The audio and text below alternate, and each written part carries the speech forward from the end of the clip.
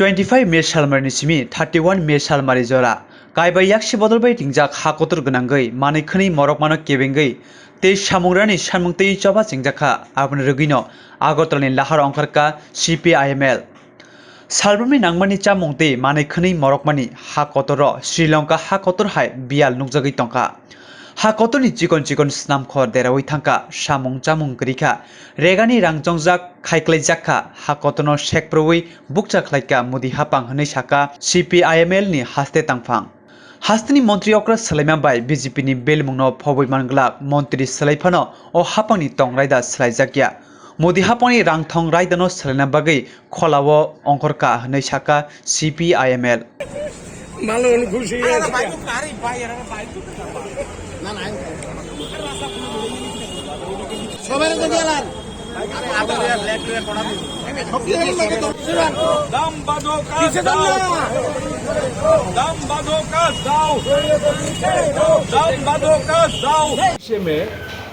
নকশালবাড়ির 55 বছর পূর্তি এবং এই 25 মে থেকে 31 মে 5 বাম দলের ডাকে সারা দেশে মূল্য বৃদ্ধির বিরুদ্ধে এবং কাজের দাবিতে একটা দেশব্যাপী প্রচার অভিযান শুরু হয়েছে।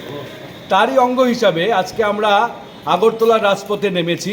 মূলত যে অসহনীয় যে মূল্য বৃদ্ধি খাদ্য এবং নিত্য প্রয়োজনীয় পণ্যের 1991 এর পরে দেশে পাইকারি মূল্য সূচক এবারের এপ্রিলে 15% ক্রস করেছে এবং 1991 এর পরে আপনি লক্ষ্য করবেন গত 13 মাস 14% 13 থেকে 14% করে পাইকারি মূল্য সূচক চলছে দেশে। শ্রীলঙ্কার মতো সংকট আমাদের দেশে দেখা দিয়েছে। দেশ ক্রমশ একটা মন্দার দিকে এগিয়ে চলেছে।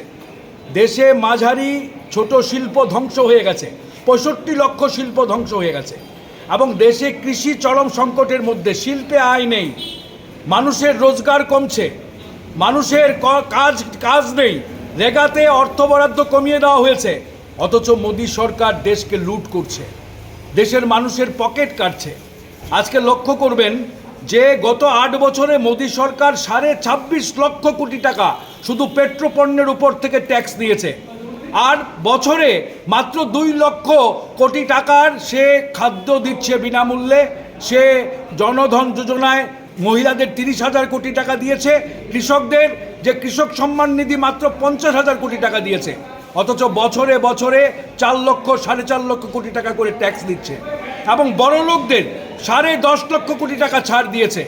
এই যে সর্বনাশা অর্থনীতি, গরিবকে লুট করো, সাধারণ মানুষকে লুট করো, বড় লোকদের ছাড় দাও, এই অর্থনীতির কারণে আজকে শ্রীলঙ্কা ডুবেছে, আজকে দেশে পৃথিবীর বিভিন্ন দেশ ডুবছে, উদার অর্থনীতিতে ভারত ডুবতে শুরু করেছে।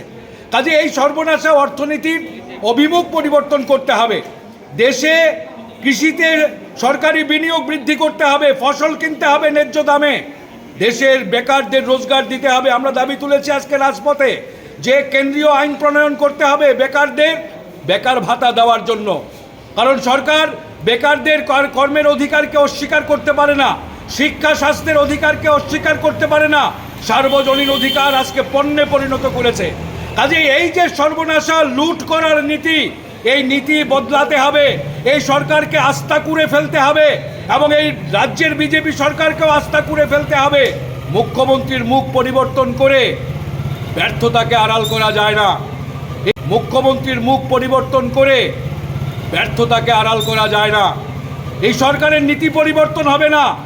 মানিক সাহাকে মুখ্যমন্ত্রী করার মধ্য দিয়ে এই সরকার পার পাবে না। এই সরকারকে ত্রিপুরায়ও মানুষ আস্থা করে ফেলবে, মানুষ শপথ নিচ্ছে গ্রামে গ্রামে এবং এই লড়াই শুরু হয়েছে। আগামী 25 থেকে 31 মে সারা দেশে এই মূল্য বৃদ্ধির বিরুদ্ধে কাজের দাবিতে অভিযান চলবে। এই অভিযান মোদী সরকারের অর্থনীতিকে পরিবর্তন করার জন্যে আমরা রাজপথে নেমেছি। সবার সহযোগিতা চাই। ধন্যবাদ। ইনকলাব জিন্দাবাদ।